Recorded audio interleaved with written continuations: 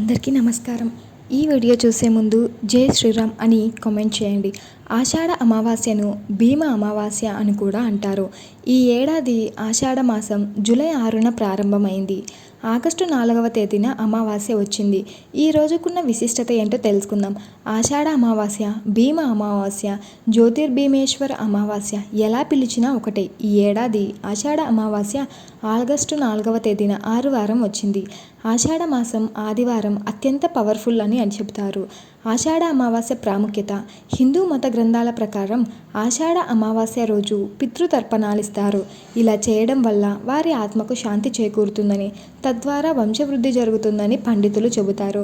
ఈరోజు పవిత్ర స్థలాలను సందర్శించి నదీ స్నానం ఆచరించి పిండ ప్రదానాలు చేస్తారు. ఈరోజు పెద్దల పేరుతో చేసే దాన ధర్మాల వల్ల వారికి జనన మరణ చక్రం నుంచి విముక్తి లభించి మోక్షం పొందుతారు. ఆషాఢ అమావాస్య గడియలు. ఆగస్టు 3 శనివారం మధ్యాహ్నం 3:30 గంటలకు అమావాస్య గడియలు ప్రారంభమై ఆదివారం మధ్యాహ్నం 3:54 వరకు ఉంటాయి.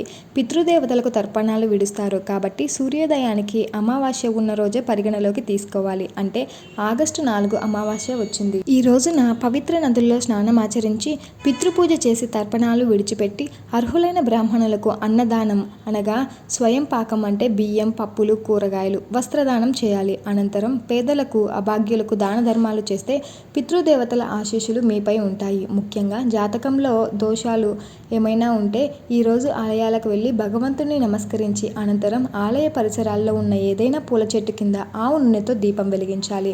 ఆషాఢ అమావాస్య పూజ ఇలా చేయండి. ఈ రోజున ఇంట్లో దేవుడి మందిరం దగ్గర పీఠంపై ఎర్రటి వస్త్రాన్ని ఉంచి దానిపై శివపార్వతుల ఫోటో పెట్టి పూజ చేయాలి.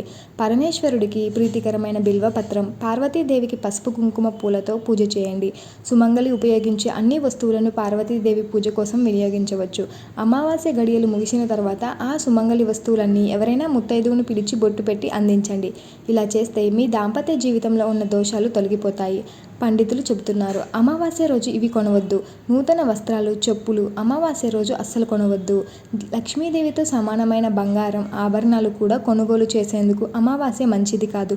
నూతన వ్యాపారం, ఉద్యోగం, నూతన పెట్టుబడులకు అమావాస్య అస్సలు అనుకూలమైన రోజు కాదు. నూతన వాహనం కూడా అమావాస్య రోజు కొనకూడదు. అలాగే కేవలం ఈ రోజు పితృదేవతలను పూజించి దాన ధర్మాలు మాత్రమే చేయాలని చెబుతున్నారు.